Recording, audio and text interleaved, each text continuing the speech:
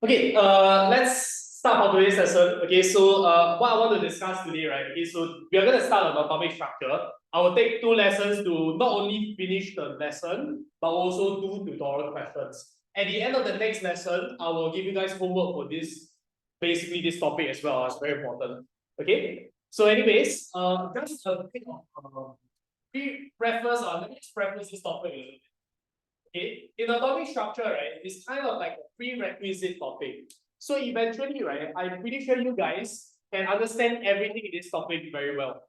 Meaning to say, when you revise for your mid-year exams, right, very little time should be spent revising this chapter. In other words, most of what we're going to do in the next 2 lessons is pretty much all you're going to do. Okay, so the revision for this chapter, not to say is none, but it's just minimal. Okay? That's why the reason why we need to go through this either way is because of time bonding. Okay, we need to know some of these things first. So anyways, okay, just like every topic, right? When we start every topic, I want you guys to always split the topic into a few portions first. Because by doing so, it allows you guys to know how to study the chapter without feeling overwhelmed. Okay, I do not want you guys to feel overwhelmed, right, when you're studying chapters such as time bonding. This one's still okay. But anyways, today the first item on the menu is this thing called angle of deflection. Not too difficult, that's why I'm going to go a bit faster for this. Okay, but then afterwards, right, we're going to learn basically the structure of an atom. Okay, the good news is you guys are from IPP, so you should know roughly a little bit of these terms already. So we have again something that I can go a bit faster as well.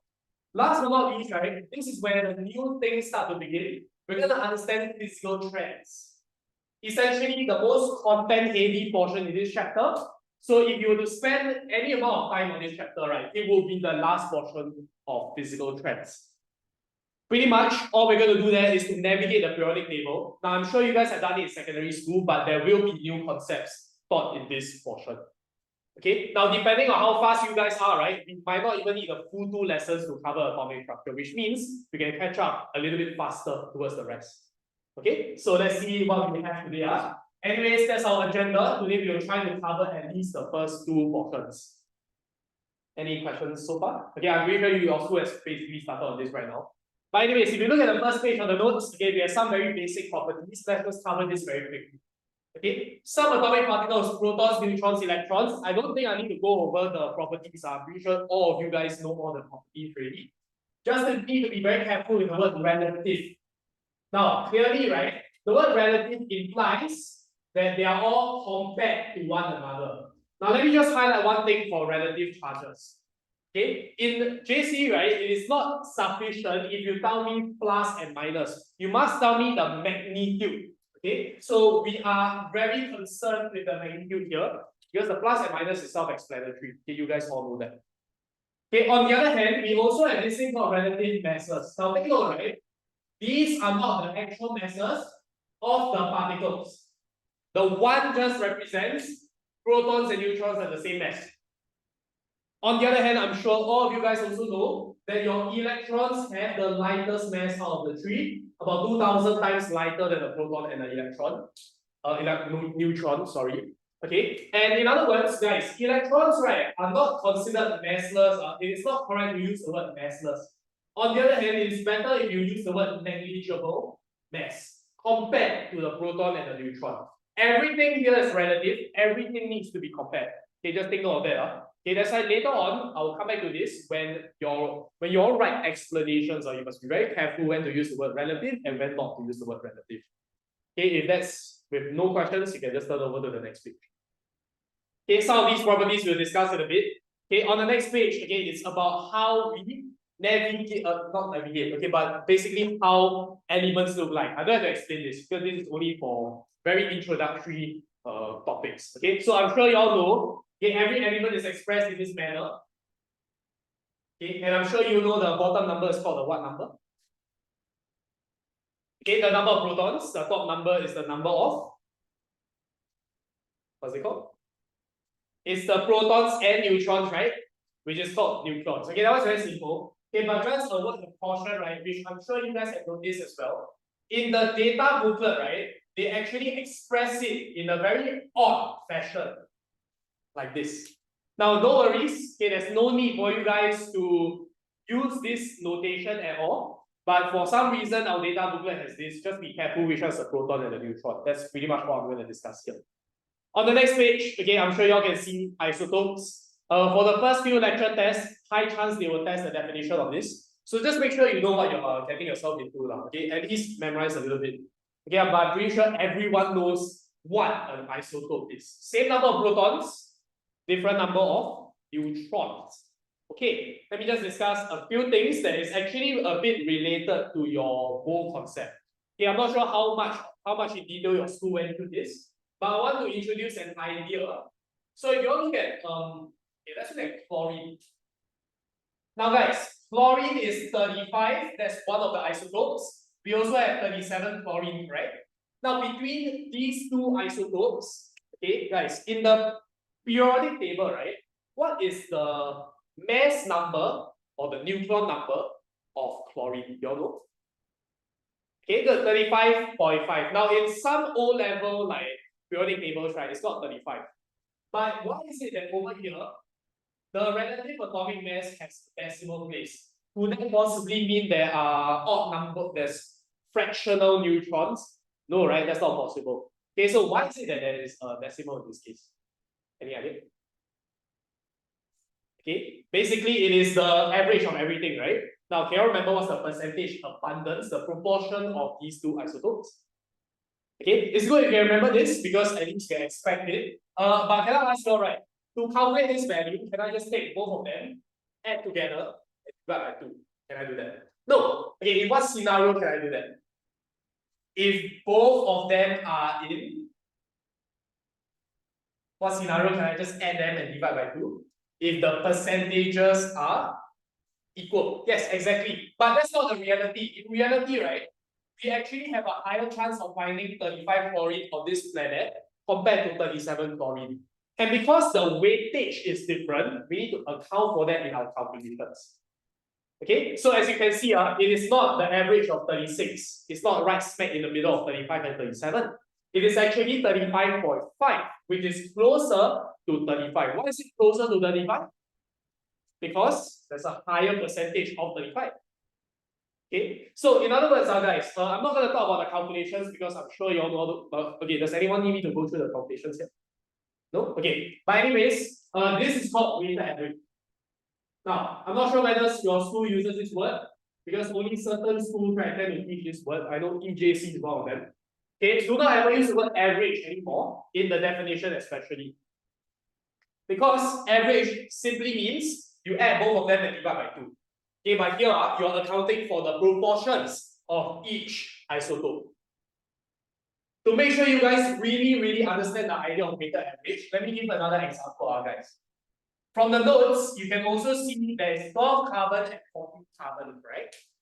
Now, sometimes, right, they might not ask you to calculate directly, they might ask you to work backwards. Can someone tell me what is the relative atomic mass of carbon in the periodic table? Okay, it's 12, right? Now, based on this information, can you possibly predict what are the percentages of carbon 12 and carbon 14? Assuming, let's just assume on Earth you can only find these two carbons, nothing else. Can you possibly give me a prediction of what the percentages are, given that the overall is 12? Any ballpark values that you all can tell me? Okay. You see, if the weighted average you account for everything is still 12, right? What does that imply? It implies 12 carbon is a lot, right? Really a lot, and 14 carbon is very minimal to the point where it's a bit negligible. In other words, okay, you can kind of estimate if you understand the idea of weighted average. If the overall weighted average is super close to 12, it means 12 has a very large weightage. In other words, maybe as large as 99.99%. That means this guy, right, is like really small to the point where he doesn't really contribute to the weighted average. His proportion is so small that it doesn't contribute to the answer, basically. Sometimes this skill is needed when you are meant to estimate the percentages. Okay? As for how you calculate it, okay, that was just math. I'm not going to go into it right now. Okay, but any questions here? So I won't be really discussing this idea again when I talk about mole concept or whatever. Okay, once you have no questions, let's flip over to the next page.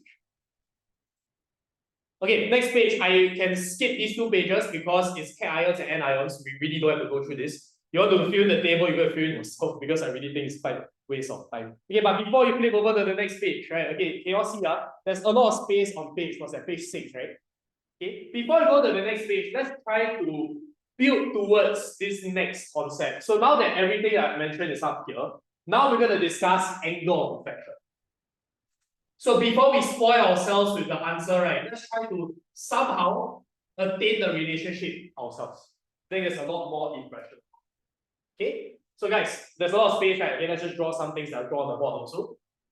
Now, I want you to imagine that I have 2 plates, a positive and a negative plate, right? Now, in the positive and negative plate, this is what we call an electric field.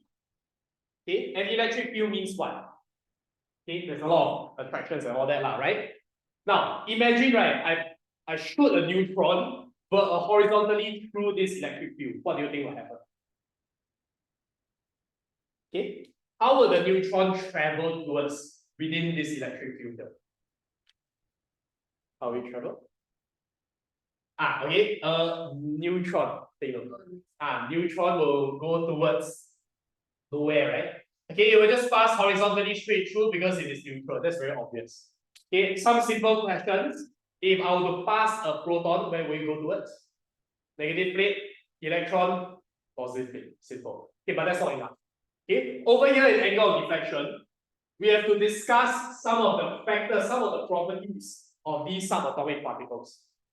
Okay, number 1, guys, let me give you all a scenario. Okay, charge is represented by the letter Q. If my charge of a particle is higher, what does this imply? Do you think it's going to get more attracted to the plate or less attracted to the plate? More attracted, definitely. So if you're more attracted, that means, guys, can you all predict, right? The angle of deflection, is the angle going to be larger or smaller? Okay, going to deflect more, right? So it's going to have a larger angle of deflection. Okay, very simple. Look at the other property. So after charge, we have mass. If the mass of the particle is higher, do you think it's more easily deflected or less easily deflected? Less, right? Okay, it's something that's heavier, definitely deflects less. So the angle of deflection must be higher or lower? Definitely lower. Now, guys, let's bring back some of the very rudimentary concepts in secondary school. If charge increase, Q increase, angle also increase. What kind of relationship will you describe this as? Any idea what this relationship is called? Okay, remember the terms? One go up, the other also go up. What proportional? Let's be specific here. It's like DN, directly proportional. Okay, we must use these terms because in our syllabus, right, you will see a lot of relationships. This is only the start of it. Feb Mon itself already got a few. On the other hand, M and third, what's the relationship here? Inversely proportional. Very simple, right? Okay. With that said, let's introduce some more mathematical expressions. We can summarize both of these factors into one, right? So, angle of deflection is proportional to charge, inversely proportional to mass. So, can you remember this ribbon sign? This ribbon over here just represents proportional. And so far? Now, all this seems very basic. So what we have done right now, right, is you guys have kind of come up with this relationship yourself without even needing to memorize it on the spot. Okay, no point memorizing it anyway. So before I move on to any more things, I want you all to take a look, right, how you would draw the path of deflection. So guys, electrons, where do they deflect towards again? Upwards, right? And they have to deflect a lot or very little, using this relationship here.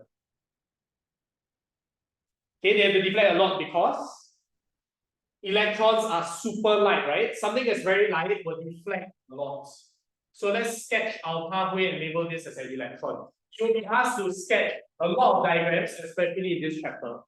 And a lot of people lose marks because not because they don't know, it's because they anyhow sketch. Okay, this is only one of them. Okay, so you all take a look. The electrons deflect a lot, but the protons, on the other hand, they are 2,000 times heavier in comparison. So that means they have to deflect a lot less.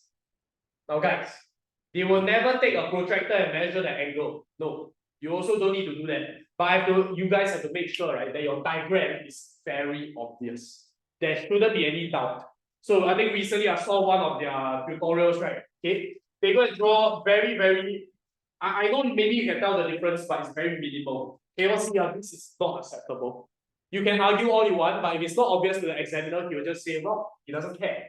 Okay, so please make it as obvious as it seems. Very sharp deflection versus very gradual deflection. Again, I don't think this is that difficult. Just have to be careful in the exam. Okay. Yeah, of course, you label and all that, right? So far, any issues? Okay, very rudimentary stuff. Anyways, with that said, you can turn over to the next page already. Now we can actually, okay, look at some more details. Okay, guys, I want to clarify some things. This right here is what we call a relationship.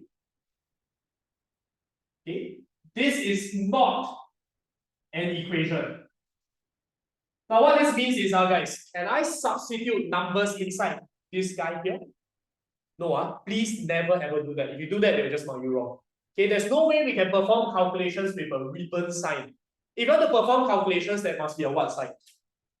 An equal sign, right? Okay, guys, let me tell you all first in advance. There is a way to convert this into an equation. Okay, how do you convert it into an equal sign? Can we just do this? What can we do? Okay, the constant, good. Okay, in secondary school, we have learned the proportionality constant. Now, later on, right, we will see what this actually represents in the context of this type of question. Okay, it's not just a random constant for fun. You need to understand what it is. You might have some guesses, right? Okay, but I'll come to that later. Okay, any questions so far? No, okay, so later we will just use this for some calculation questions. Take note, we must have a constant inside. Okay, and pretty much everything on page 7 are covered with you guys already. Okay, page 8. Okay, page 8 is one question, right? Okay, let's write that down first. Okay, I think you wrote something on the page 8, right? Okay, let's go over that once more. Okay, you see the box over there for page 8? We have literally gone through this question, but can you all just verbally tell me your answer first? Then let's refine it along the way. They are just asking, right, why is electron deflecting more than proton? Okay, how will you answer this? Okay, guys, how will you explain this? Okay, verbally just tell me, like, don't need to be very long also.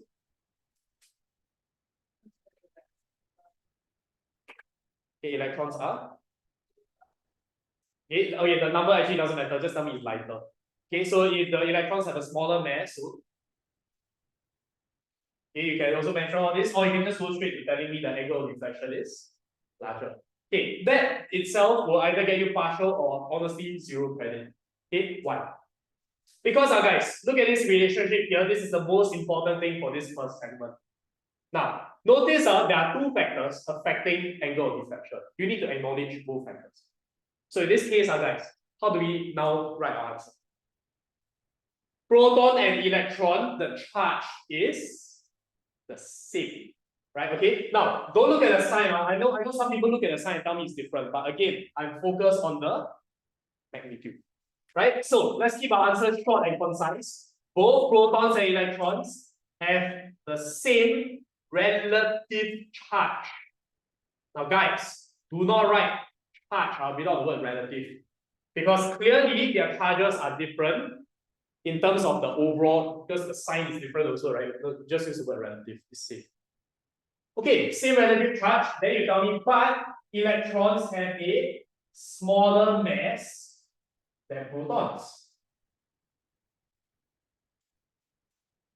And then suddenly some of y'all will tell me, why never use the word relative in this case? Okay, and honestly, it doesn't matter here because, guys, objectively speaking, electrons are lighter than protons. So without the word relative here, it's fine. If you want to put it inside, go ahead. I mean, if you're scared, just put relative for everything. Now, you don't have to say the less easily deflected, more attracted, and all that stuff. Those are just for you to understand. Okay, in JC, right, one problem that I noticed in a lot of you guys, right, especially RGS students, right, is that you guys write too much. Okay, now I know it's because your answer is good. Okay, your answer is never bad. Your answer is good. But then in JC, right, the good answers doesn't really matter. It's as long as you have a sufficient answer, then that's enough. Okay, by the way, over here, just tell me, hence the angle of deflection of electrons is larger than the angle of deflection of electrons. Okay, something like this. Short and sharp, very concise. Okay, don't need to tell me about 2000 times lighter and all that. Okay, you're not wrong, but it's just not necessary. Alright? So now that I've told you all how to answer a question, later we see how this works in the questions on the next page. Okay, so at this point, any questions? No, right, good. Okay, so that's basically angle of deflection. It's a very rudimentary concept, as I've already mentioned many times. So you can turn over to the next page. Let's take a look at how some questions are like. I need you guys to try question 1 and just try part 1 first. Right? Just try part 1.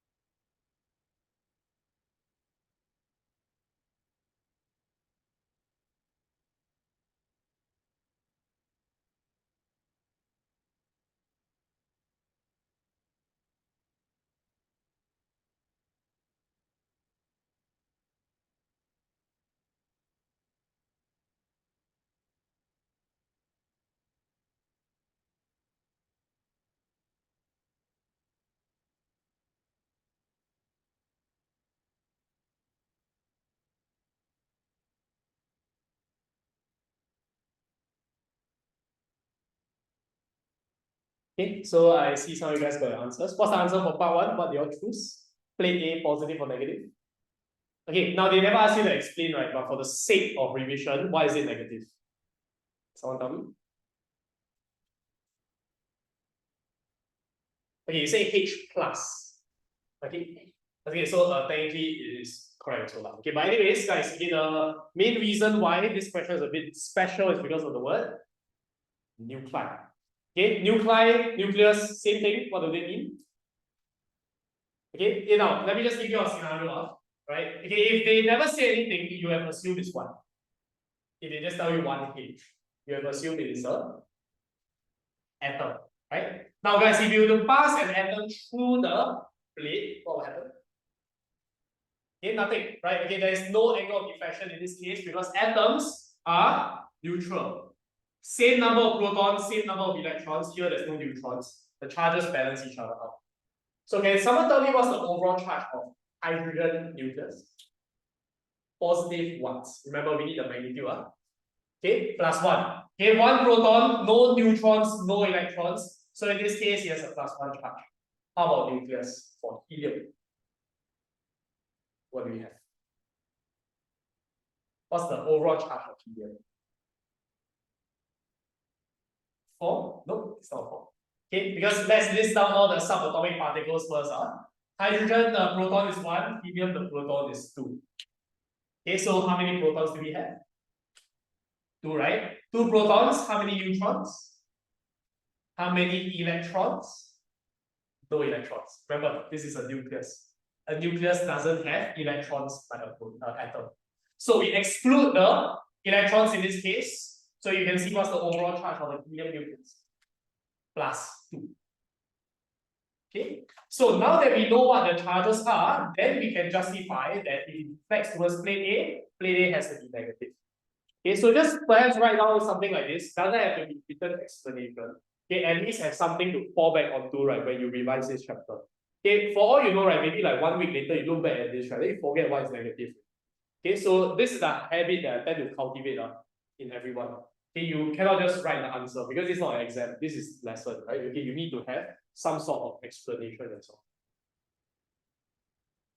Okay, so once that is done, right, guys, okay, let me just caution you guys for part 2. Okay, or what to expect and what not. Okay. Okay, for part 2, right? Okay, just highlight the word twice. Because earlier, just now, this question, they said, why is it larger, right? But here, you must really have the numbers out. Okay, you must tell me why it's exactly twice as large. Okay, so perhaps you can give it a try. Okay, give part 2 a try, then later I'll look at the explanation once more. Okay, I recommend taking out this formula, sorry, not formula, taking out this relationship and use this to get your answer. Okay, if you don't really like this, right, you can also use the equation to perform some calculations if you really want to. So it's up to you guys. Okay, give you all some time to type up. Okay.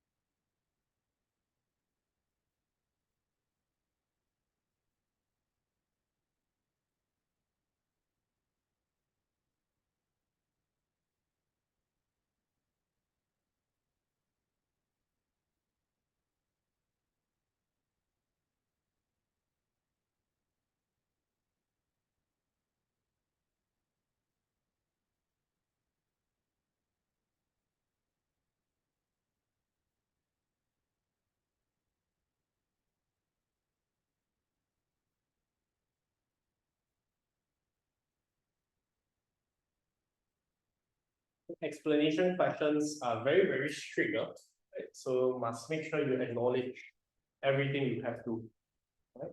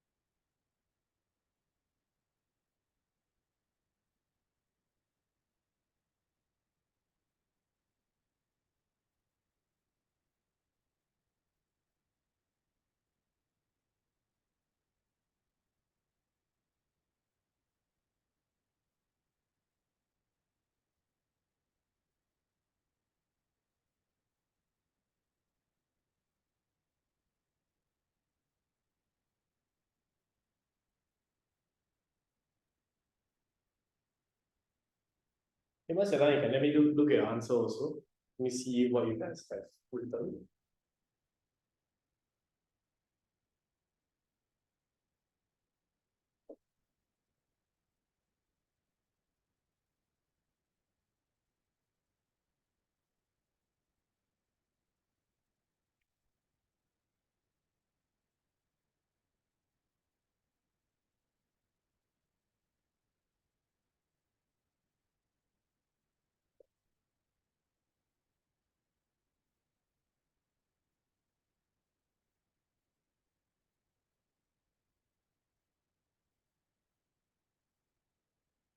Okay.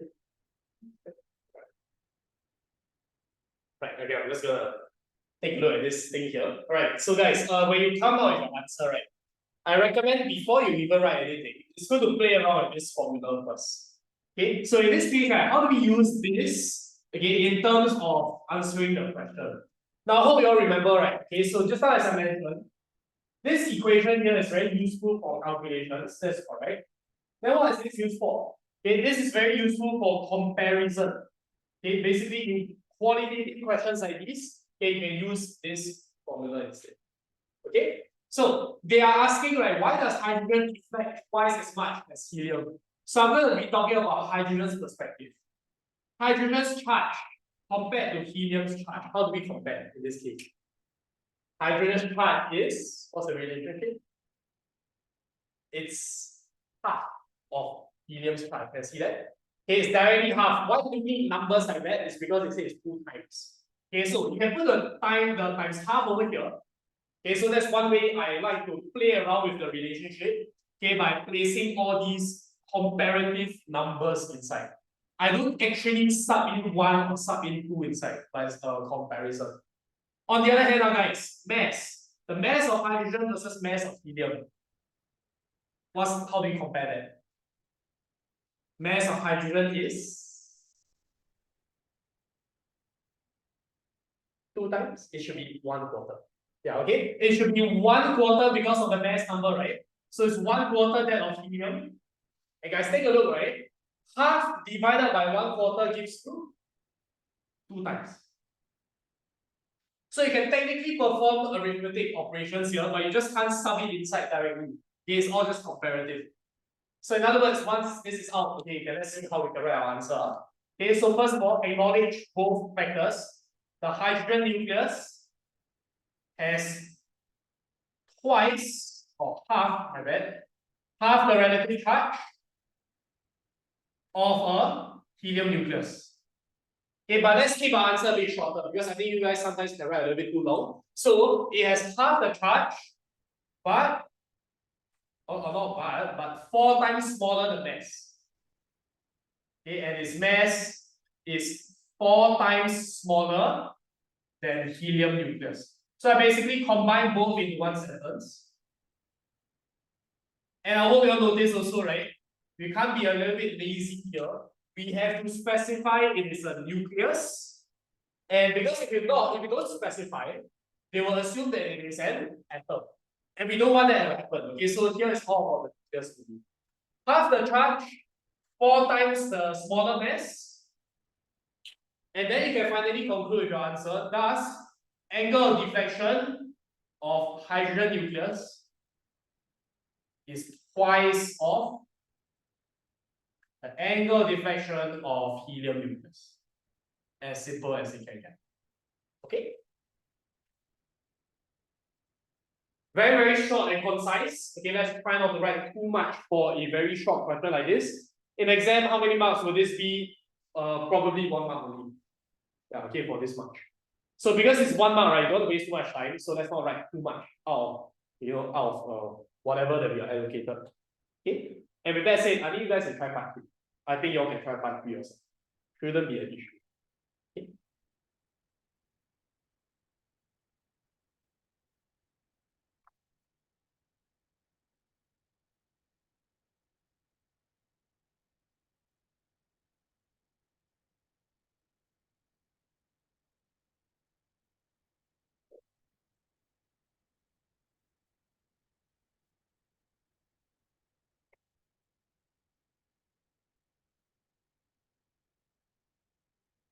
You know Korean. Like, huh? Oh, but you're born in Singapore. Oh, born in Korea also. So both your parents are Korean. Oh, never really moved to Singapore. So can you speak Korean? Like, because you speak at home, is it? Oh, wow, that's a cool, yeah. Korean. Wow, I'm also half Korean. Huh? What? You're half Korean. Yeah, half Korean.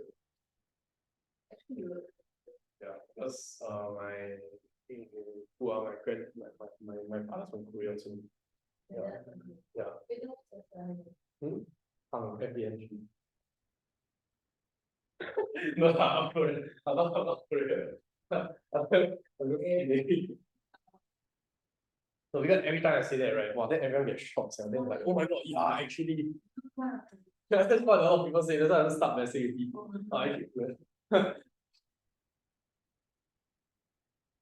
the moment I say my surname, you're like, no way, this guy is legit. Oh shit. Gosh,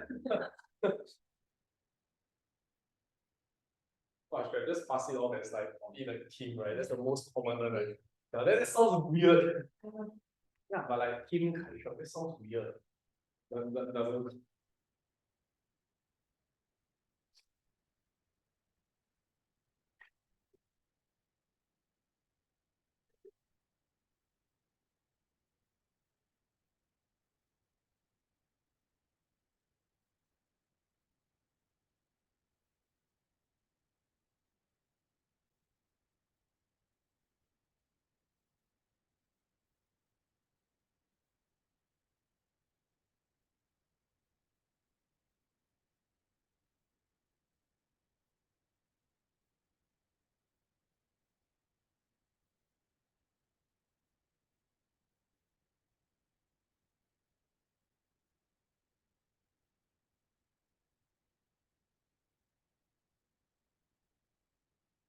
You want to calculate for 3 helium.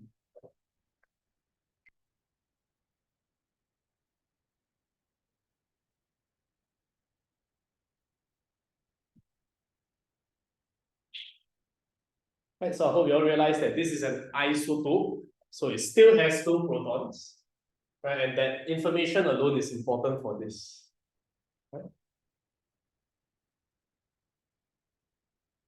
But we can get an answer. No, it's not 4/3. Close. It should be 8/2. 8/3, yes, correct. Okay, that's the answer.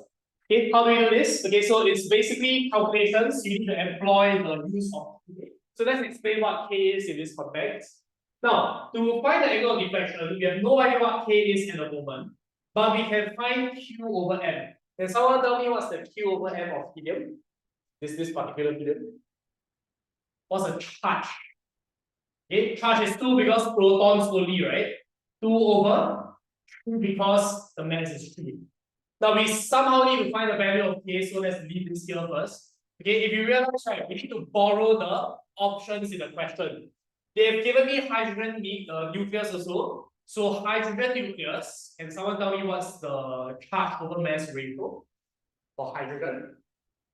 Okay, it's just 1 over 1, right? So charge is 1 over 1 is K. And the thing is, right, the question they give us information on the angle. The angle here is 4, implying that K is equal to 4.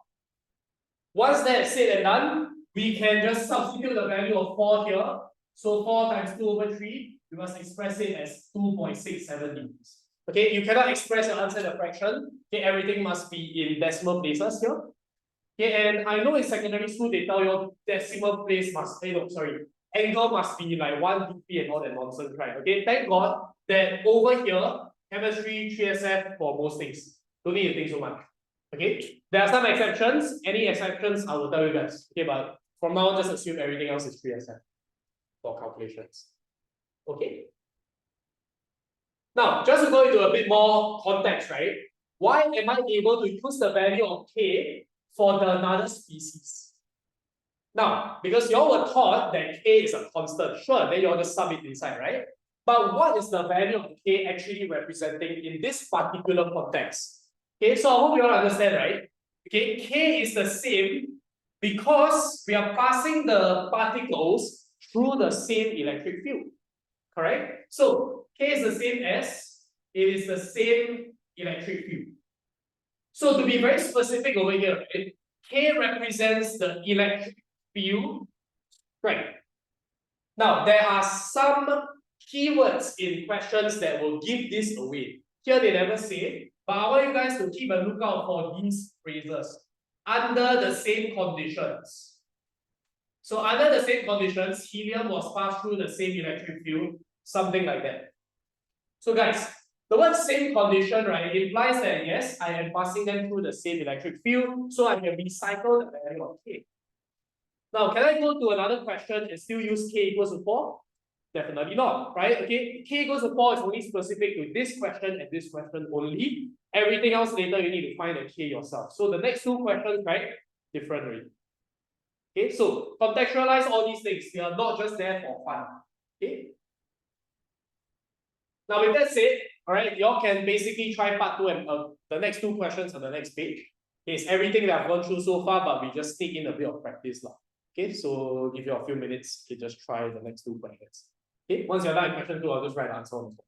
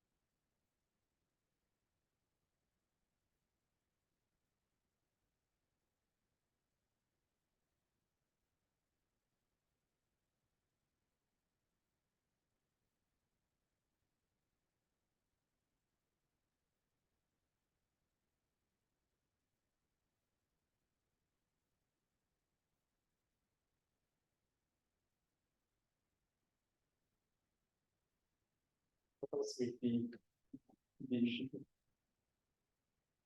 I think a parent want her in that argument.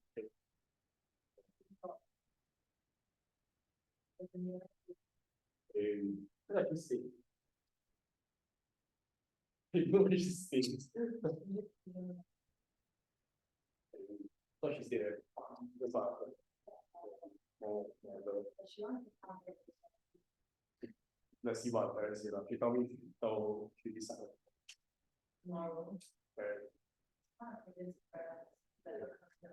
Yeah, because if there's any distance issues, I can always talk out. It's no problem. Yeah. Oh. Okay, because let's say, okay, imagine if a class is like 7 to 9, right? Then it's very difficult because she lives in a farm. So that's why it can be accommodated for something earlier. No? So usually, as I think I told you all about Wednesday 2 to 4, it's going to be like a fixed timing. So I hope that's a bit better because 2 to 4 at least she go back by time not so late. Something like that, as in we can accommodate that class.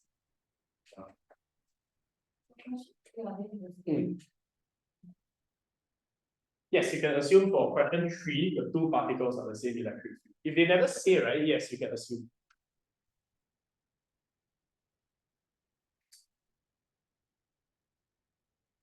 Okay, but certain other questions, like more advanced questions, right, they might change the electric field. Okay, then that one is a bit different. Okay, but that one's quite rare also. Okay, generally speaking, most of the time it is the same electric field.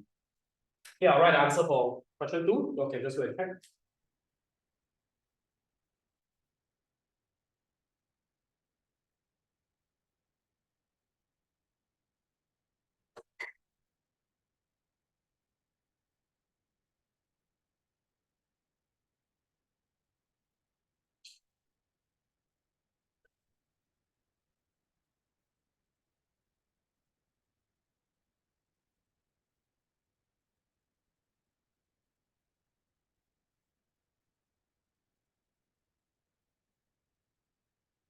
Okay, so take note once again, question 2, they ask for half the angle of deflection. Don't just say it is smaller, you must say there's actually half. So it must give me some numbers to compare. You're not just saying something is larger or smaller. It's not as vague as before. Okay? Anyone couldn't get the answer for question 3? Should be okay, huh? Same exact idea. So once again, they tell you it's 10 degrees, but you find the charge over mass ratio in order to find K. Okay, so take note, the charge over mass ratio is 3/7. Can see that? Take note, here you shouldn't look at the protons. I think some of you all might do 31/70, which is not correct. Because we are overall looking at the charge. Here, right, there's a charge, so you use the charge instead of the protons. Okay? Then from there, you find the value of K, which is I think like 700/3, something like that. Okay, then from there, right, then you find the angle of deflection of 31 phosphorus. Here is just 700/3. Okay, then you do your charge over mass ratio. Now, take note, right? Over here, your charge, if you want to put a negative sign, it is okay as well, but you don't have to. Okay, so the charge is -3 and 31. Overall, your answer should be 22.5 or 22.6. Either way works. Okay, if you don't put a negative sign, it's fine, right? Because here we are not actually that concerned or that particular over the signs and the directions and all that. Because we already know that both of them deflect in opposite directions. Here we're only concerned about the angle. But if you want to put a sign, go ahead, it's fine. Okay, any issues? So I think generally speaking, this is a very, very simple concept, very manageable. So we shall just move on to the next idea, which is far more important. Anything to clarify so far? Yeah. Oh, you got 22.6, is it? Oh, okay. I think might have a rounding error or something. Because sometimes, right, okay, I think I should talk about this. Okay, here, right, because in chemistry we don't see fractions. 700/3 is 233.333, so on and so forth, right? Okay, for mathematical calculations in chemistry, right? Take note, you must at least use 4 SF or 5 SF. Don't use too many. So 6 SF also not say very recommended. So 4 SF or 5 SF, but sometimes, right, old answer keys, like old questions, they might even just use 3 SF, which is wrong. Only your final answer should be 3 SF. So that could be a reason why it is slightly off. So never mind, next time when you see like answer keys maybe a bit outdated, then you see that your answer is only like 1 decimal place off, it's fine. As long as your working is correct, that's what I'm considering. Rounding, obviously not a big deal. Okay, can? Now let's take a look at the next portion, right? So here, very important. I'm gonna not really like look at the notes that much. I'm going to focus on the different style of looking at it. Okay. Now, structure of an atom. What is this? Okay, so take a look, right? In secondary school, you might have been taught that an atom is made out of a nucleus, and then what's around the nucleus? What are these things called? Can you tell me? Okay, electron shells, right? Okay, we will no longer use that term. That's incorrect now. It's not a good term to use. Not saying it's incorrect. Okay, we're going to learn that an atom, right, is actually made out of more than just a shell or multiple shells. Okay, it is actually a lot more microscopic than we actually think. So let's take a look. Okay, this is quite interesting here. The moment you look at an atom, you're looking at shells, right? Those electron shells are now called principal quantum shells. Yeah, I don't like the name also, it's very long, but unfortunately, we need to use this term. Okay, now because I'm a very lazy person, right? I don't like to write too much. Okay, so you all can ignore the word principal if you really want to. So from now on, I'm going to call this quantum shells. Okay, and you can write this in exam. Because I realized I tested waters last time, I was like lazy, then I wrote this and it works also. Then I clarified, yes, okay, it works. Anyways, guys, your quantum shells are basically just a fancy name for all the electron shells that surround an atom. First shell, second shell, third shell. And guys, take note, a principal quantum shell is labeled using numbers. 1, 2, 3, 4. Very simple. 1 is the closest to the nucleus, and it gets further and further away. All okay so far? I'm only going until 4 because we will not go beyond 4. Next, guys, the thing is, a quantum shell usually holds how many electrons? Can someone tell me that? The number? 8. Okay, because you know the 2.8.8 idea, right? Okay, that was wrong, right? Yeah. Okay, we can never use that anymore because 8 electrons is a bit too much. Okay, imagine this, Okay, imagine right, one teacher needs to teach the entire cohort, your cohort of J1 students. Do you think that's possible? No. Why? It's too many people, right? So it's the same idea here. The shell is too big, you need to split it into smaller units. So in this case, this is the entire school, but they have to split it into, like, let's say, subject combination. So there's this thing called a subshell. You can already tell that it's smaller than a principal quantum shell. Now take note, guys. A subshell is notated using alphabets. SPDF notation. That's how it comes about. You guys have heard of this before, right? SPDF. Okay, we are still not going to look at F, so I'm going to ignore F from the equation. Alright? F is too complicated. Luckily, we're not touching on that in J skills. Because d orbitals are complicated enough. Okay, trust me on that. So anyways, next. A subshell got 3 types, S, P, and D, right? Okay, come, let's look at each one of them specifically first. An S subshell, P subshell, and D subshell. Okay, so before I move on to anything else, I need you all to understand. Okay, it's one of the boxes in one of those pages, you all can see. The first quantum shell only has the S subshell. Okay, take a look. The first quantum shell only has one subshell, the S. The second quantum shell has both S and P subshells, two subshells, can you see that? And the third quantum shell contains S, P, and D subshell, 3 subshells. Can you see that? It's a very nice pattern. Does that make sense? Okay, that's why when you all look at SPDF notation, there's one S, but there's no such thing as one P. There's 2 S, there's 2 P, but no such thing as 2 D. Be very clear with this, Okay, there's 3 S, 3 P, and 3 D. Yes, correct. Okay, so far okay, This is an easy splitting. Now let's look into the more complicated splitting. And S subshell is still, you still cannot find electrons, it's still too big. You need to zoom in. The analogy I like to use is, you all know you all go Google Maps, right? Okay, you can zoom out and zoom in, right? Okay, and atoms is the same thing. If you open up an atom, you need to keep zooming in until you find the electrons. Same idea over here. An S subshell has an S orbital. Now, guys, before you all just tell me what is happening, right? Okay, I know they have the same notation. They are both alphabets. Okay, just bear with me first. An S subshell, what's smaller than a subshell is called an orbital. Okay, and a P subshell, there's orbitals as well. Oh, the PX orbital, PY orbital, and PZ orbital. I'm sure you have seen this before in secondary school, right? I think IB also got touched on this before. So right now, guys, the hierarchy is this. A quantum shell is made up of subshells, which is then made up of orbitals. Okay, so far. Now, guys, the terms are must be very careful because some of you all might throw around these terms without any concern. Now, that's very important. Okay, if you tell me something is a subshell when it's actually the orbital, the whole question wrong. Okay, really very strict. That's why I'm breaking it down like this. The notes go at this mind map version. If you're not a fan of the mind map, never mind. The notes got another version for you. Okay, if you are better at mind maps, I suggest you all do this. Now take note, guys. You are supposed to do this in your revision. Okay, not stare at the mind map. You're supposed to come up with the mind map yourself. Trust me, it helps. Okay, try to replicate what I'm doing right now yourself. It takes time, but never mind, you'll get there. Okay, we haven't gotten to the interesting part yet. An S subshell has only one orbital. Let me write in a bracket. A P subshell has 3 orbitals. A D subshell has 5 orbitals. Can you all see the pattern here? 1, 3, 5. Now earlier, what was the pattern? 1, 1, 2, 2, 3, 3. Very, very obvious pattern. Here is 1, 3, 5. Okay, guys, look at the D subshell. This is where things get a little bit crazy. Okay, dxy orbital, dyz orbital, dxz, dx square minus y square, dz square. Okay, this is complicated enough. You don't need an F orbital. If one F subshell come out, right, everyone die. Okay, but anyways, okay, take a look at this.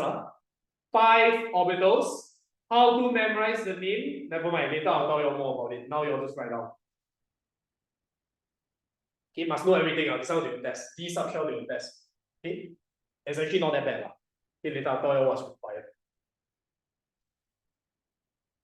So now the pattern is 1, 3, 5. Okay, quantum shell 1 has 1 subshell. Quantum shell 2 has 2 subshells. Quantum shell 3 has 3 subshells. Very, very straightforward. But now it's subshell S has 1 orbital. Subshell P has 3 orbitals. Subshell D has 5. Now it's a 1, 3, 5 pattern. Okay, eventually you all will get this. Now I think it's a bit confusing. It's fine. Okay, so far. Right, let's move on to the next part. Guys, I need you all to take note. This is a very important fact. An orbital is where you can finally find your electrons. An orbital can hold only a maximum of 2 electrons. Now take note, this is very important. No matter what orbital it is, it's only 2 electrons. I don't care whether it's px, I don't care whether it's dxy, or only 2 electrons. Okay? Meaning to say, guys, an S subshell only has an S orbital, so an S subshell can hold 2 electrons only. Make sense? Can someone tell me how many electrons a P subshell will have? 6, 2, 4, 6. Very simple. How many? How about D? 5 times 2, 10, right? I have 5 orbitals just times 2 because that's what the fact I told you is about. Okay. These numbers will later all make sense, so this is very important now. Okay. So that's the breakdown of everything. This is where you can finally find your electrons. So you notice, last time you all learned that quantum shells are just 8 electrons. No, you cannot find 8 electrons straight away. You must zoom in to subshell, zoom in to orbital, then you can find your electrons. Make sense? Now, let's go on to the other portion. So if you look at the right-hand side on the bottom, what page is that? Okay, like page 11, 12. Okay, page 12 at the bottom, there are shapes. Okay, I don't think you all draw shapes before. Okay, so let's take a look. Okay, shapes of orbitals very important. Guys, we start off with an S orbital, the easiest one. An S orbital looks like that. This is not a circle. If you tell me it's a circle, it is wrong. This is a spherical shape. Because I need you all to understand, spherical means we are living in a 3-dimensional world. Okay, circle means 2D, which is wrong. But how do you show a sphere on a 2D piece of paper? Okay, it's when you need to show the 3 axes. This guy passes through the X, Y, and Z axis. So all axes must be shown. So what on earth is this?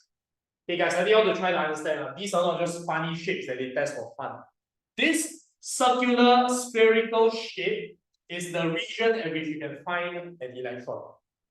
Okay, guys, you have to understand electrons are damn freaking tiny.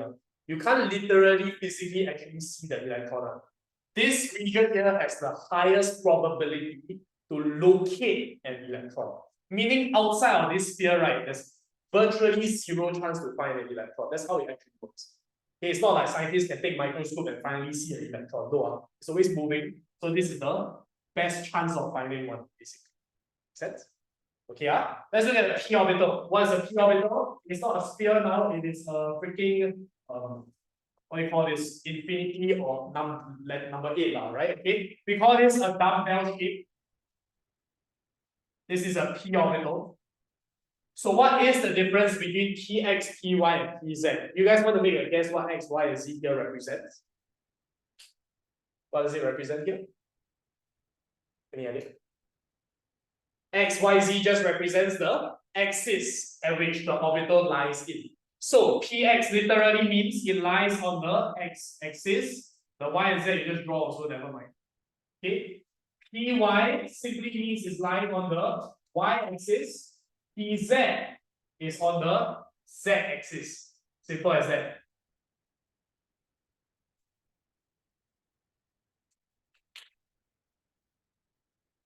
So they can ask you to draw this in exam, and honestly speaking, guys, these are free marks. How is this difficult at all, right? Okay, it's legit marks for you all to grab.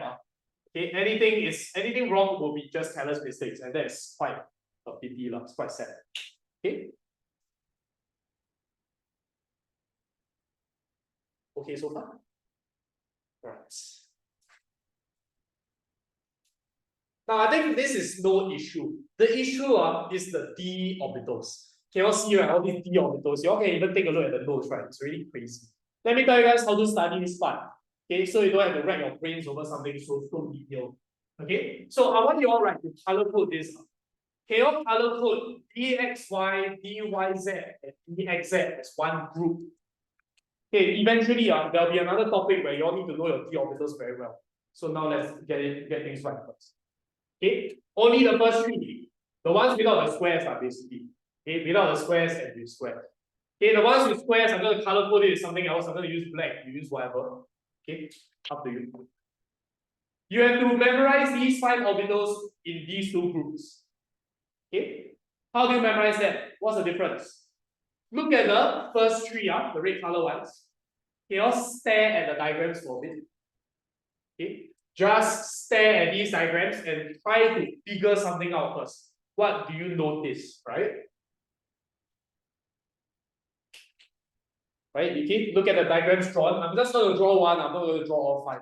Okay, for dxy, dyz, and dxz, you will notice, let's draw dxy for instance.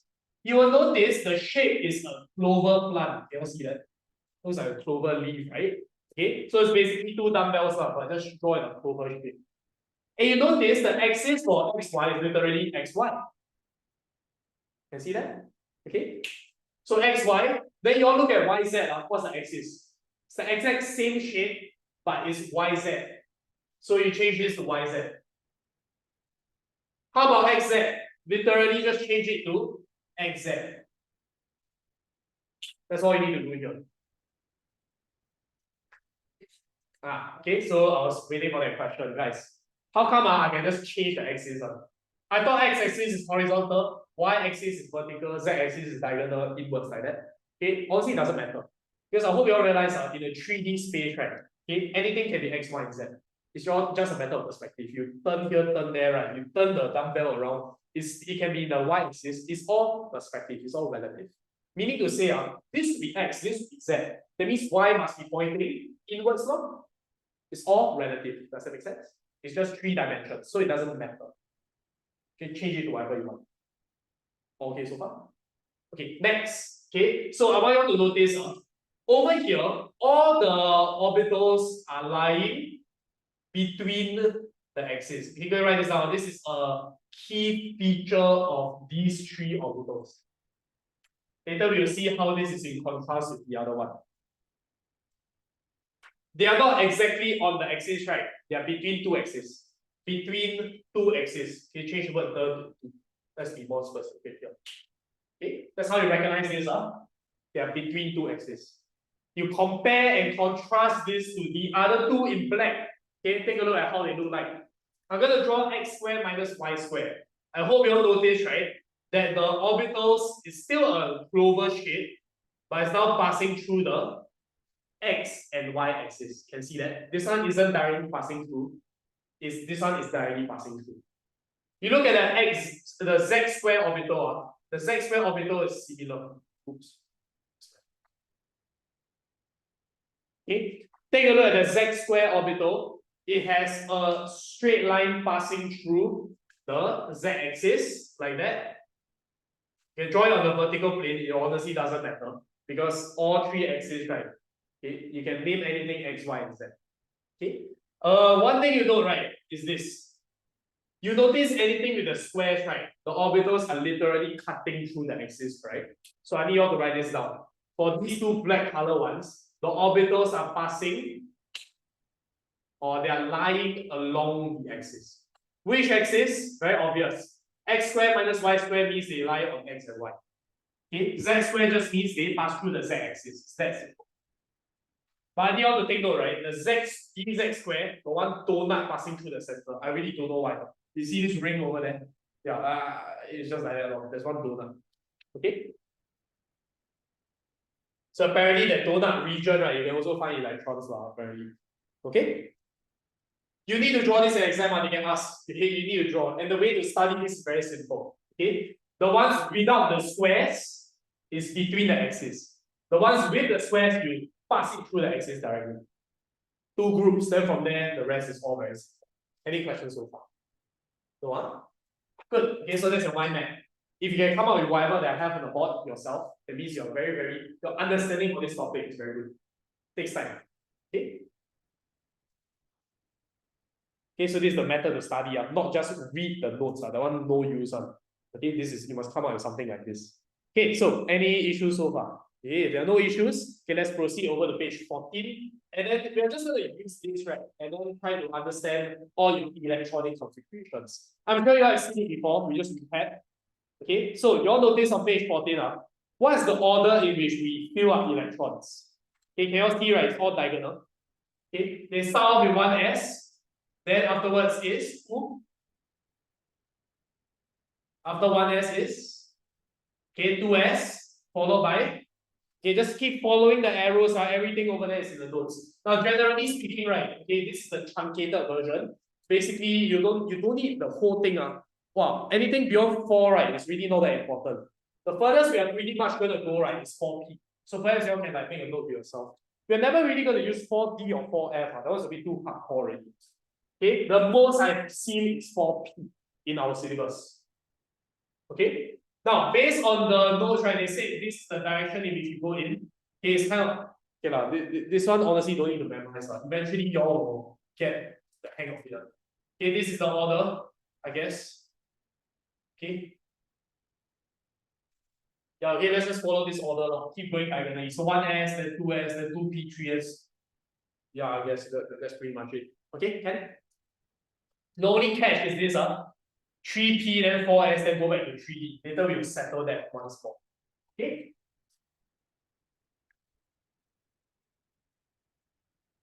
Now all these are basically your what? Okay, all your subshells and your quantum shells, right? Okay, can you all see the numbers represent the what? Okay, make sure your terms are correct. All these numbers 1, 2, 3, 4, they represent what? Quantum shell, subshell, or orbital? Number 1, 2, 3, 4. They all represent the quantum shell, right? Then quantum shell is all numbers, what? Then what does the alphabet represent? The subshell, correct. Okay. The orbitals are not actually represented in the configuration. Later we'll see what this means.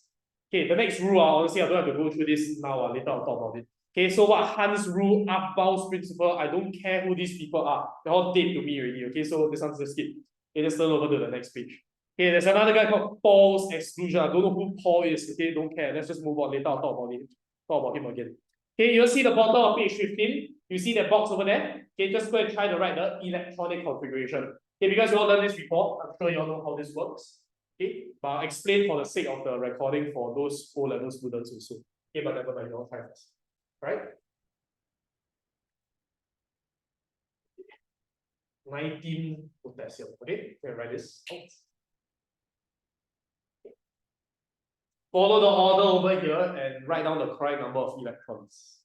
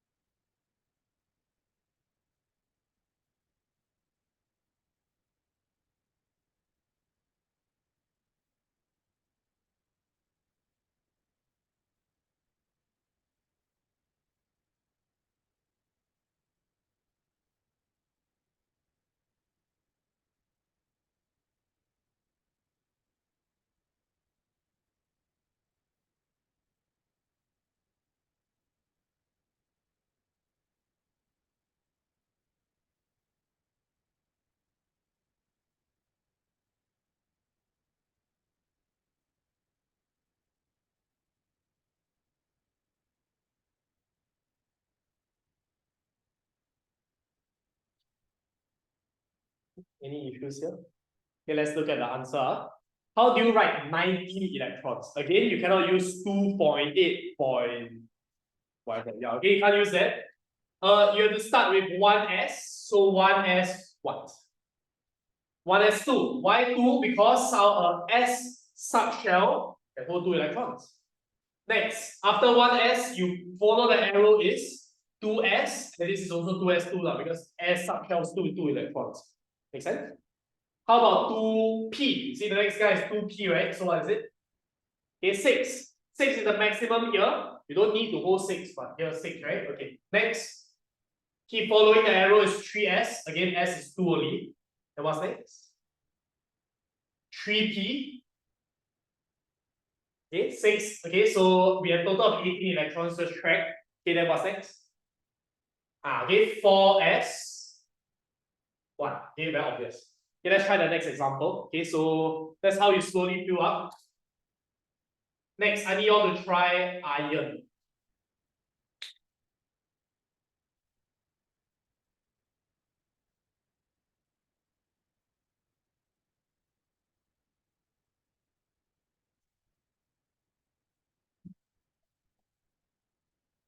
Oh, fine.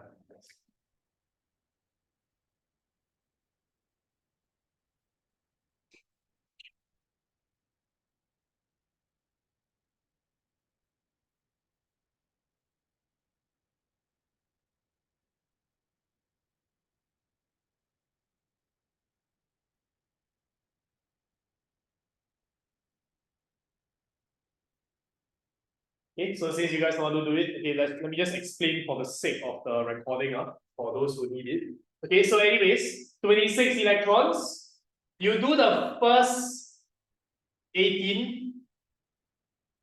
First 18 is all the same. Okay, what's next? 4s2, right? But the 4s2, you must leave a gap over here first. Then what's after 4s? Follow the line. After that is 3d, right? 3d is 3d1. 6, good. Okay, take note. Yes, I know 4s comes first before 3d. But you need to put 3d here because we want a numerical order. So 1, 2, 3, 4. Very nice numerical order over there. Okay, so just please make sure it is never 4s then go back to 3d. Okay, it doesn't go up to 1, 2, 3, 4, then come back to 3. It's very jarring. That's why they don't like it. Okay, the rule we need to follow. Okay, but anyways, guys, right below it, okay, I know they never asked this, but go and add this additionally. Iron, right? I need you to write down iron 2 plus. No way, iron 3 plus. Okay, let's try this example instead. Okay. So right below the atom, go and modify the configuration a little bit. Great.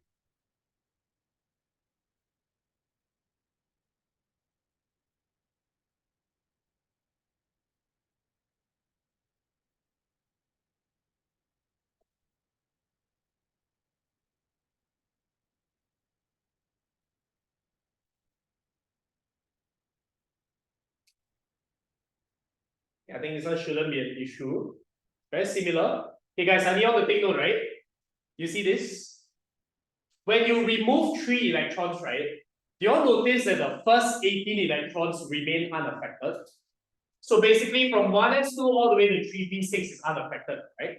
So because you need to write a lot, we want to cut down on that sometimes. You can now summarize that by putting this symbol over here, argon. Argon has 18 electrons. You can shorten it to the closest noble gas. I repeat, you can shorten this to the closest noble gas. So let me show you all another example. Okay, we can use sodium as an example. If you were to write the configuration of sodium, it's 1s2, 2s2, 2p6, 3s1, right? The closest noble gas to sodium is actually the first 10 electrons. It's neon. So it could be neon then 3s1. So you must check the closest noble gas. In other words, here is argon, right? That is what? Okay, you could put this argon and 3d6 4s2. Okay, but guys, here I need to remove 3 electrons, right? So what's the answer? Okay, 3d3 then 4s2. That's not the correct answer. Answer here should be 3d5. That's it. Why? Now you have to remove the 3 electrons from 1, 2, 3. Now come. What's the rule over here? It's also mentioned in the notes, but I need you all to take note of this. Guys, when you fill up electrons, basically when you are filling up like 1s2, 2s2, all that, it's always filling up 4s first, then 3d. Now next, when you remove electrons in the case of cations, you also remove 4s first, then 3d. So no matter what, guys, always remember 4s first, then 3d. Whether you want to fill up, whether you want to remove, right, it's always 4s first, then 3d. I repeat 3 times, okay, because this one has to be okay by the end of the day. No choice. Okay? So do not remove from 3d first, because I know you all see that 3d is after 4s. No, I'll just remember to do from now on. Okay? Any issues with this? Okay, very good. Okay, we'll have more practices because there's something else that I want to mention as well. Okay, you will notice, guys, at the bottom of page 16, there are exceptions to whatever that we have just discussed so far. And unfortunately, yes, later we'll explain. This exception is just unfortunately something you need to memorize. Okay, for chromium and copper, take note, both start with the letter C. Chromium could have been, okay, again, I don't care about the first 18, I just say it's argon. Chromium could have been 4s2, then 3d4. But no, this is incorrect. It's actually 4s1, then 3d5. For now, I just need you all to know it's chromium and copper which only has 4s1. Later, I'll explain why. Now we don't care yet. Okay? Same thing for copper. Copper could have been 4s2, then 3d9. But no, it's actually 4s1 only, then 3d10. In other words, the d subshell has basically stolen an electron from 4s. Why is this applicable only to chromium and copper? Later we'll come to it. Okay? Any issues, sir? No, Okay, anyways, with that said, you all can turn over to page 17. There's just some practices. Okay, this one you all just quickly fill up. I think it's no problem for you guys. Okay, but for the O-level students who have never done this before, right? Okay, I need you all to do this slowly. These are very important. Okay, but for you guys, yeah, let's just write it out. Okay, they split it into atom then ion. You must do atom first. Then you remove the electrons to become ion. Right?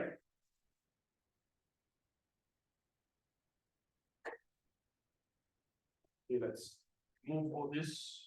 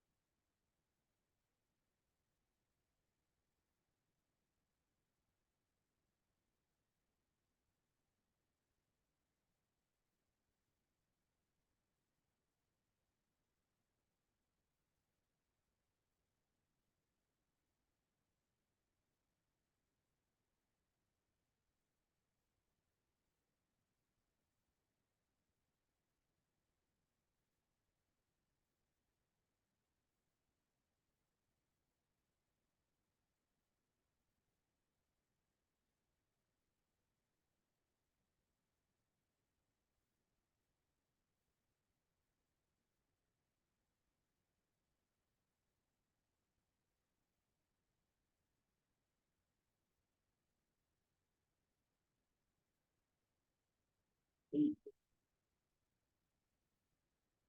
just verify your answer on the board. Whatever I've just written are only for the atoms. So I don't care about all the charges. I'm just taking the number of electrons here. Okay? Now, how do you change it into ions? Very simple. Sodium plus, you remove 1 electron, so no more for 3s. Okay, this one you remove another 2 electrons. Remember, remove from 4s first, so no more. Left 3d6. Last one, from 3p5, you add an electron to 3p6. That should be quite easy. Make sense? Okay, because I want to proceed over to the next part very quickly. Okay, you're going to read the second question. The second question says, draw the electronic box diagram for the elements. When they say elements, right, let's just assume it's for the atoms. So let me change everything back into the atom first. Okay, so okay, we remove all the charges. Okay, I'm going to teach you guys this other way of expressing electrons, and we call that electron in box. Literally what it says, an electron in a box. All right, okay, come, let's see what this implies. Guys, what the hell is a box? What does a box represent? Okay, guys, can I ask you all right, what holds electrons? Now that we have learned the structure of an atom. 3 options: quantum shell, subshell, or orbital. Which one is the thing that actually holds the electrons? Orbitals, correct? So if they say electron in the box, it literally means electron in the orbital. So take note now, guys. From now on, you must know a box represents an orbital. Okay, bear this in mind. I erased the mind map from the board already.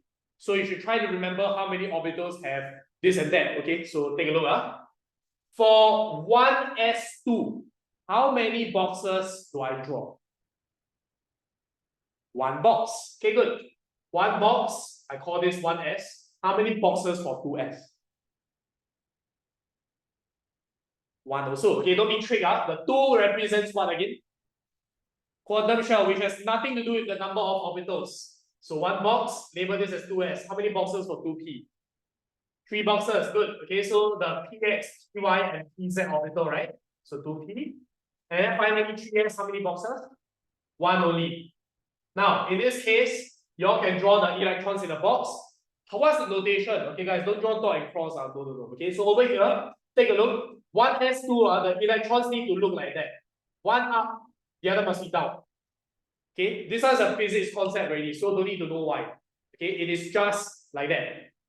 This is called spins. In physics, there's this thing called spins. Electrons are of opposite spins, meaning 1 up, 1 down. Okay, that's all you need to know. I also don't know what the hell spin is because my physics is bad. Okay, but anyways, yeah, that's it. Yeah, I don't even think JC physics will even teach spins, so it doesn't matter. Okay, but anyways, guys, 2s, same thing. Oops. 1 up, 1 down. Guys, how do I fill up my 2p? What will you do? How will you fill up 6 electrons? It's completely filled, right? Okay, so it's just 1 up, 1 down for everything, right? Finally, 3s is just 1 electron like that. Okay, it's always up first. Don't go and draw down first. It's up first. Okay, just take note. Okay, but anyways, I need you all to try the same thing for iron. Okay. Or wait first, guys. Maybe you all can try for chlorine first because it's quite time consuming. You need to draw like so many boxes. Okay, maybe try chlorine first. It's gonna be easier.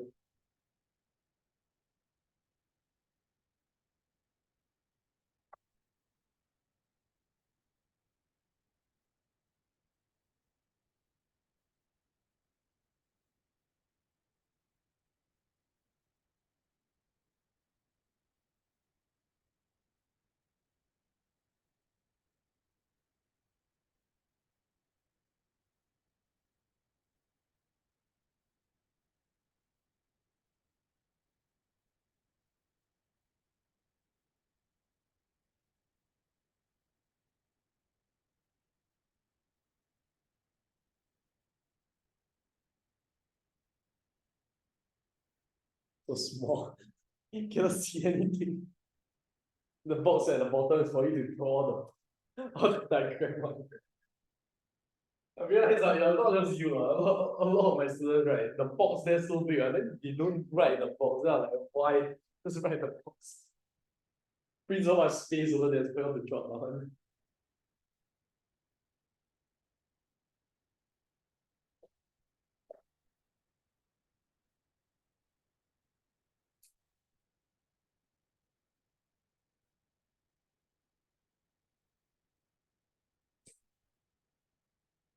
So let's go through this, right? I'm just going to continue from here, like, if not I'm going to be drawing a lot also. Okay, so take a look. I'm going to go through chlorine first because it's the second longest. So chlorine is 3s2 and then 3p5, right?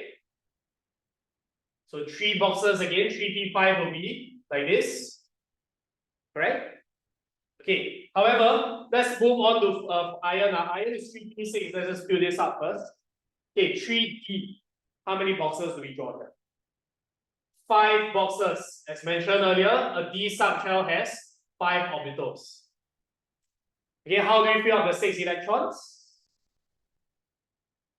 Okay, how should we fill it up? Now take note, if you do this, it's wrong. Okay, now how should we fill this up instead? Now the principle behind this, right, is that electrons have to be filled singly first. Before, now there's 5, right? We have 6, then now you need to pair them up. So whenever you draw this, you cannot draw 1, 2, 3, 4, 5, 6. Okay, it has to be 4 singly filled first. Now, what's the principle behind this? Okay, it's basically the same thing as Singaporeans taking a bus. Now imagine you take a bus, right? You go up to the upper deck of a bus, there's one person sitting there, the entire area is empty. Will you go and sit next to that person? No, right? That's weird, right? Okay, so you will sit on a new seat. And during peak hour, I'm pretty sure you have seen before, everyone take one seat. One. Okay, it's only when you go up, sometimes you'll be unlucky. Then you see that shit, no choice, I have to sit in some random. Okay, then no choice, you have to sit beside. It's like this guy over here, he has no more space, needs to be seated next to the random person. Okay, so this one must be very clear. But why do you think electrons exhibit this behavior? Guys, you want to make a guess? Why do electrons exhibit such introverted behavior? Any idea? Do you think electrons like to be together? Would they rather be together or alone? Because if they are together, they face repulsions. And repulsions, unnecessary repulsions, will cause the compound to be less. What's the word for it? Unnecessary repulsions cause the compound to be less stable. Okay? And the idea of stability, I'm going to come back to it in a bit. Then finally, just end off your 4s2 like that, and we're done with this segment.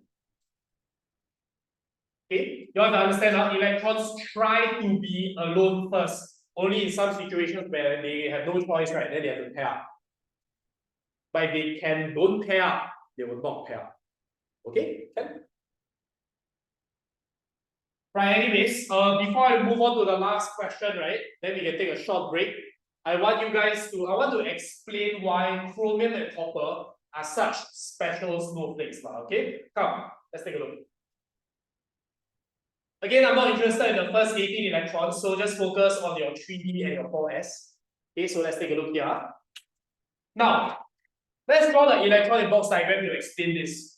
3d is again 5 boxes, 1, 2, 3, 4, 5.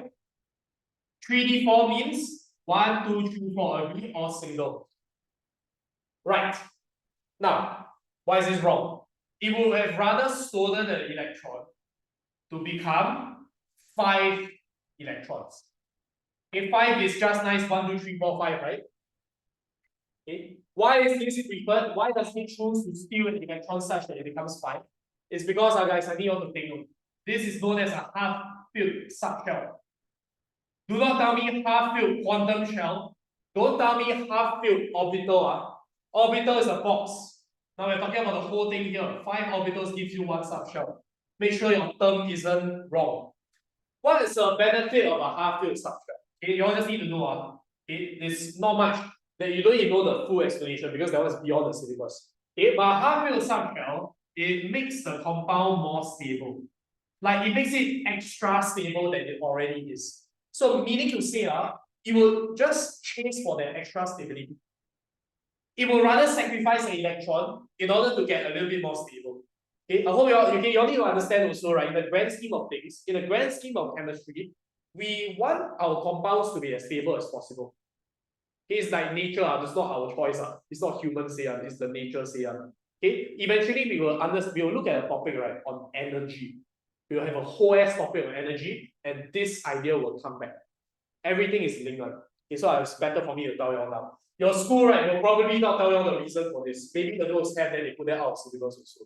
Okay, but I've seen this question test for 1 mark before, so just be safe. I'm gonna tell you all now. Okay, next, guys. Instead, look at the second one now. Instead of 9 electrons, it would have rather had 10 electrons. Why? 1, 2, 3, 4, 5, 6, 7, 8, 9. You notice it's very close. It's very close to a fully filled subshell, right? Okay, so this is a little bit different. A completely filled subshell also allows the compound to have extra stability. Okay, pause for a moment. You guys might notice something. Okay, so if you have a question, please ask me now.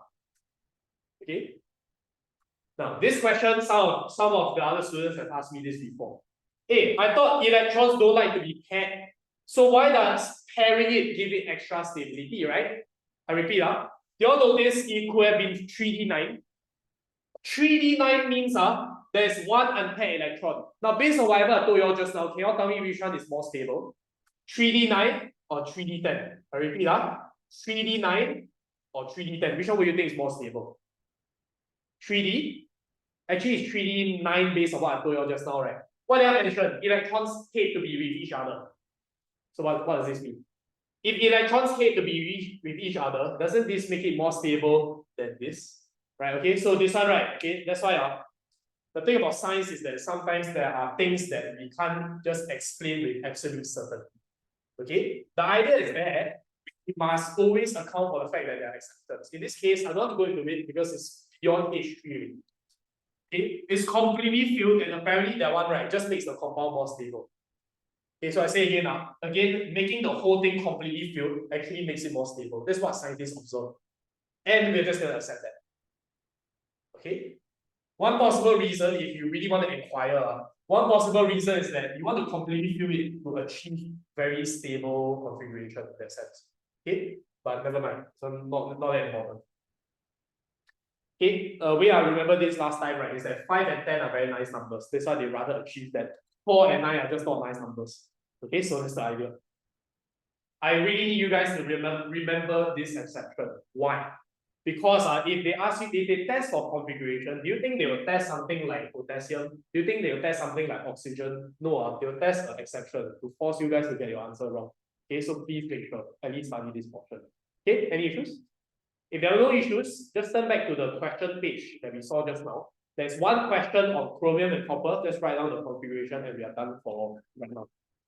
Okay? Just finish this part and then we'll take a short break. All right?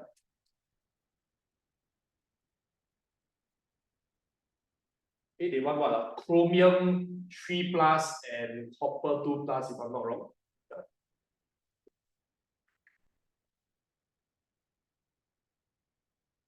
Okay, again, for those who are doing this, who just started doing this, okay, especially the O-level students, please try to draw the atom first, then draw the ion next. Okay, don't just straight away draw the ion. That one confirm make mistakes.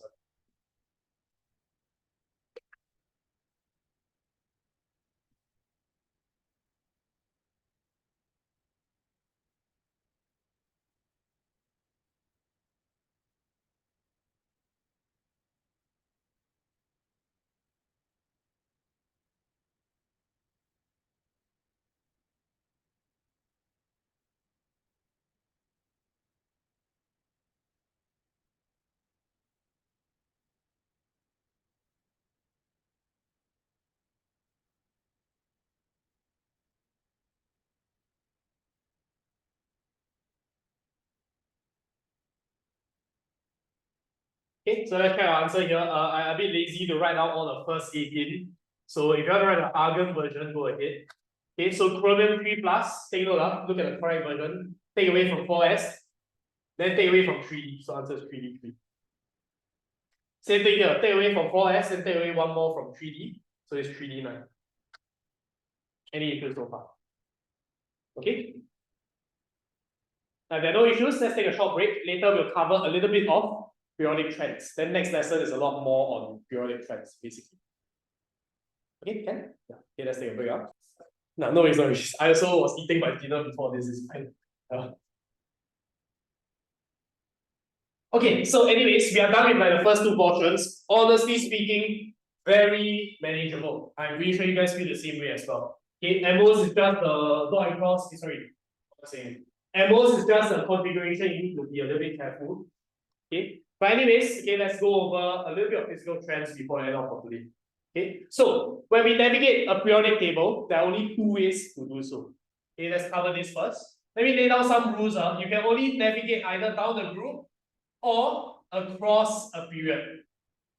Now, this portion, right, is a lot of content. There's a lot of written explanations. And because of that, I need to try to reduce the amount of memory work for you guys. And that's possible because when you go down the group, right, the basis of your explanation is to count the number of quantum shells. Now, let me ask you guys, when you go down the group, what happens to the number of quantum shells? Increase or decrease? Okay, it gets bigger and bigger, right? More and more shells, right? So this is your basis of explanation. Meaning to say, you do not need to like look at the question and just go, shit, what do I write? You write this. Okay, now later we'll talk about more on how this will link to your thinking process. Okay, when you go across a period, does the number of quantum shells change? No, right? Oh, so we can't recycle the same explanation. That's why over here we're going to learn something newer. We're not going to touch on this today. It's called effective nuclear charge. It's a slightly more complicated. We'll touch on that in the next lesson. Okay, today we're going to touch on the easier one, which is down the group. So perhaps, okay, you can just flip over a couple of pages. We're just going to go straight into the questions. Okay, go straight to page 21. Now here, physical trends means we want to explain physical properties. Physical properties means stuff like atomic radius. Okay, atomic radius, I'm sure you all know what it means. Okay, it is the distance between the nucleus and the what? The outermost shell, basically where your valence electrons are, right? Okay, so that's very simple. Okay, anyways, guys, when you go down the group, what's the first thing that you should write? You should be telling me about the number of quantum shells, right? So guys, you must first specify the direction. When you go down the group, what happens to the number of quantum shells? It increases. This one will not change. Okay, you go down the group, number of quantum shells increase, so what happens? Okay, now think about it this way. We are trying to measure, we are trying to talk about the size. If the number of quantum shells increase, what will happen to the valence electrons?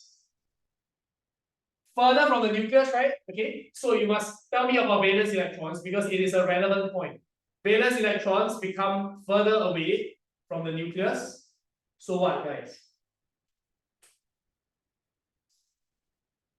Now you can tell me about the radius. Okay, so your atomic radius increases. That's it. Okay, now a lot of people, right, will just cut the second point. But take note, the second point is relevant because valence electrons is to measure your atomic radius also. Now, this is by far the easiest explanation you'll encounter in this entire chapter. They'll probably never ever ask you to explain this because it's too simple already. Okay.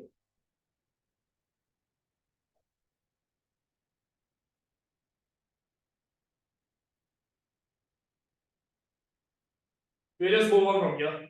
Okay, so I want to introduce a new concept.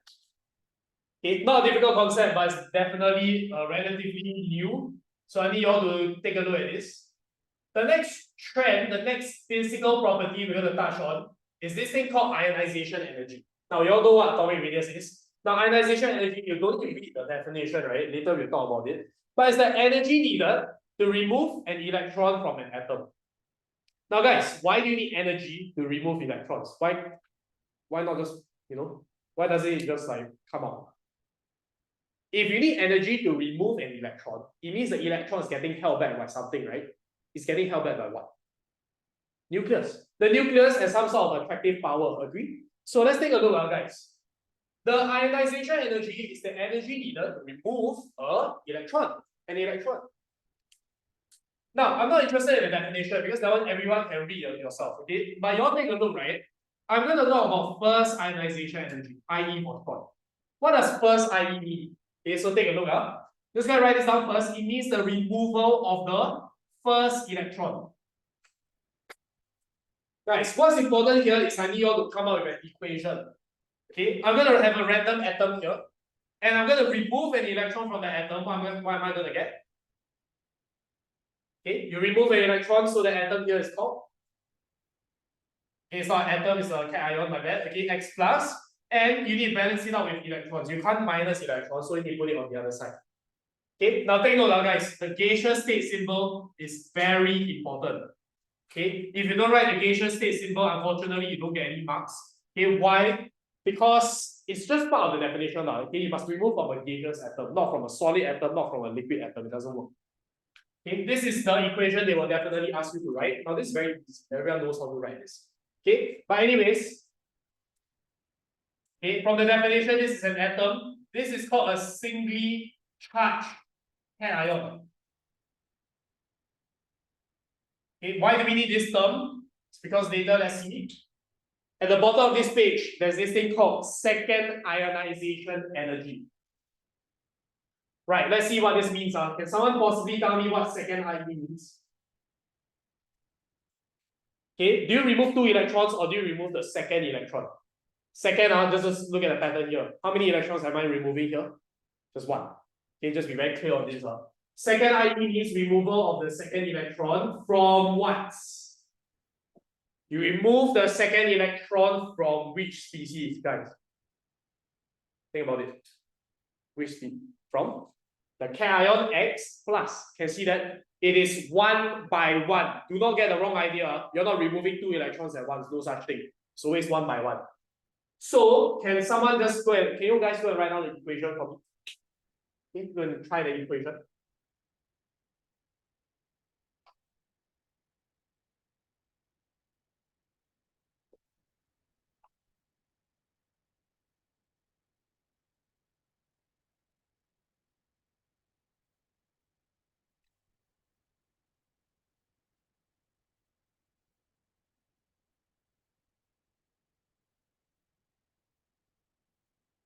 Okay, make sure whatever requirements I say must be inside. Okay, what is the equation here? Can someone tell me? X plus gaseous state, don't forget, what does it become? X2 plus, okay, very simple. Okay, you lose an electron. Okay, again, the definition, right? I'm not very interested. But right now, there's a lot of space at the bottom of this page. I need you to write down this. Okay, go write the equation for 6 ionization energy. Go.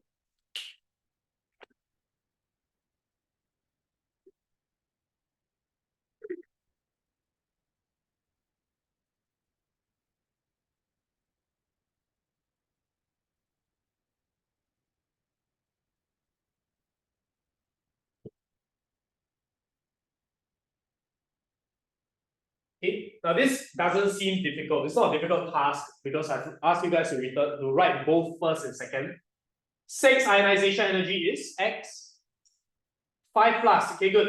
Okay, you all should understand patterns well enough to write this correct equation. Now, over here is simple because I gave you all 2 examples. But in the event of in the exam, they can give out one weird ass number here, right? 7 ionization energy.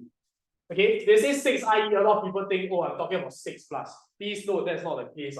It's always, guys, we're removing an electron from this guy, not from this guy. So, from now on, whenever you talk about ionization energy, always look at the species on the left side of the equation. Second IE, don't tell me it's X2 plus, no. It's removing an electron from X plus. So this is the species I'm concerned with. Now, why this is so important is because some of the questions, right? Okay, if you identify wrongly, whole thing wrong. Okay, but never mind. We come to that in the next lesson. Okay, anyways, okay, they ask for definition, right? Okay, let's write this down. Okay, so for second IE, is the energy required to remove 1 mole of electrons from 1 mole of singly charged gaseous cations.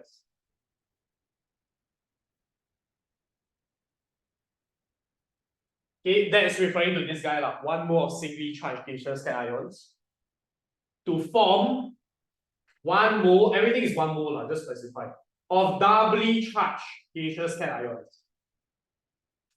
Definition is one of those easiest marks to get, but then again, because a lot of people don't study definitions, then or slip up here and there, that's why they get it wrong. If not, it's a very easy mark to get. In a future topic, we'll come back to this definition in a more proper manner. I'm not saying this is not proper, I'm saying that one is more expanded upon. Okay. Anyways, yes, that's it. And with that said, let's take a look at the trend and we will pretty much be done for today. Okay, last thing.